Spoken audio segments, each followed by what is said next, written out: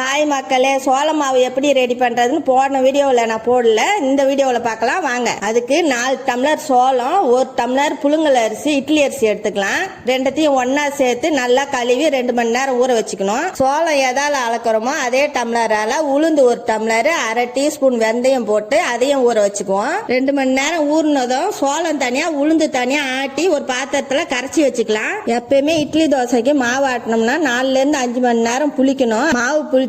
டிஃபனுக்கு தேவையான மாவு ஒரு கிண்ணத்துல எடுத்துக்கலாம். நான் 10 தோசைக்கு உண்டான மாவு எடுத்திருக்கேன். அதுக்கு 1/2 டீஸ்பூன் உப்பு போட்டு கலந்து வச்சுக்கலாம். இப்ப அடுப்பை பத்த வச்சு தோசை கல் அடுப்புல வச்சுக்குவோம். சூடு ஏறதுக்காட்டியா மாவு தோசை மாவு பதத்துக்கு கரைச்சி வச்சுக்கலாம். கல்லு சூடு ஏறிடுச்சு, தோசை ஊத்திக்கலாம். தோசை கொஞ்சம் வெந்ததும் சுத்திரும் கொஞ்சம் எண்ணெய் விட்டுக்கலாம். ஒரு பக்கம் வெந்ததும் இன்னொரு பக்கம் திருப்பி எடுத்தா தோசை ரெடி. எப்பயும் ஒரே மாதிரி தோசையை ஊத்தாம இது மாதிரி சிறுதானியத்தை வச்சு புதுசா ட்ரை பண்ணி பாருங்க. எப்படி இருந்ததுன்னு கமெண்ட் பண்ணுங்க. அடுத்த வீடியோல பார்க்கலாம். பாய்.